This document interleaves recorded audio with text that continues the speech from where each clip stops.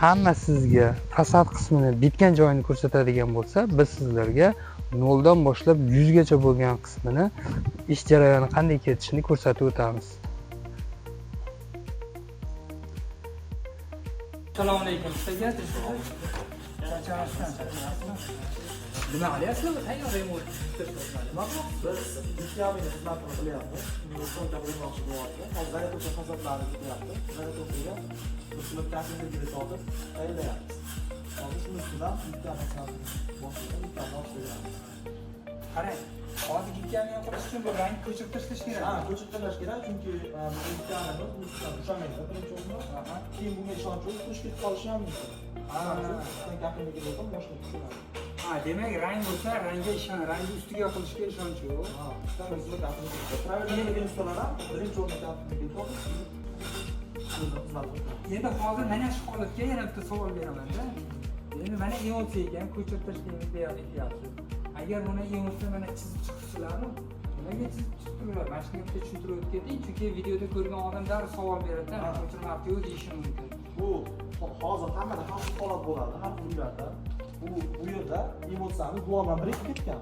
O'sha holatda ko'chiramiz, ko'chish iloji bo'lmayapti. Shuning uchun chizib tashlab, ustidan buni qo'yib. Endi men hozir jiqiribda ko'ryapman. Gipsakarton qilingan ekan mana bu holat. Gipsakartonni ustini nima qilish kerak? Yopishadimi yoki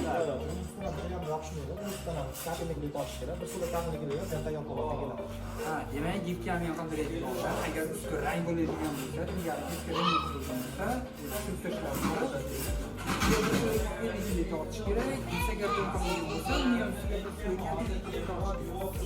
kerak bo'lsa, ishini tashlash kerak. Keyin qilish kerak. Endi yana bir savol kelaveradi. Agar shu qilingan joyda, shu qilingan ishga turishga ustiga bir marta ohak ketilgan bo'lsa, yo'q, ohak taqilgan bo'lsa, e'tibor berishga, ohak taqilgan bo'lsa ushlaydi. Bu ham bo'lsa deganda, qilish kerak. Agar ohak taqilmagan bo'lsa, ishlab turgan bo'ladigan bo'lsa, bunisidan bo'ladi.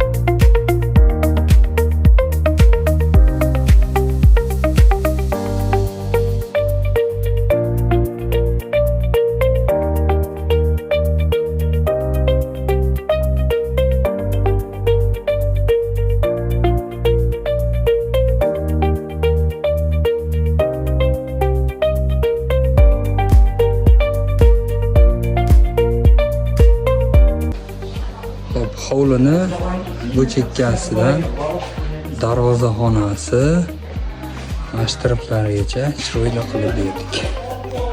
Xudo xolasa, videogalari ko'rganlarga juda ham xursand. Agar kimga shunaqa xizmat kerakdigan bo'lsa, ekran tagida nomer qoldiramiz.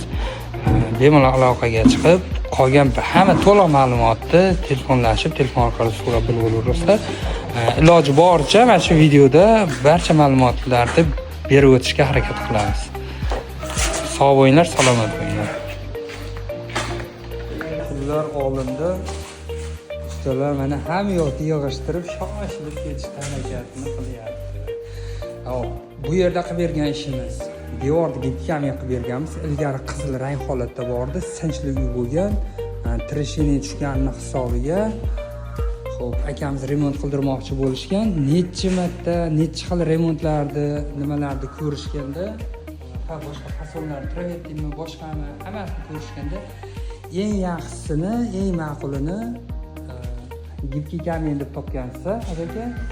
Xo'sh, qilib bergan ishimizdan xursandmisiz? Xursandmiz. Barakat topinglar. Alloh rozi bo'lsin.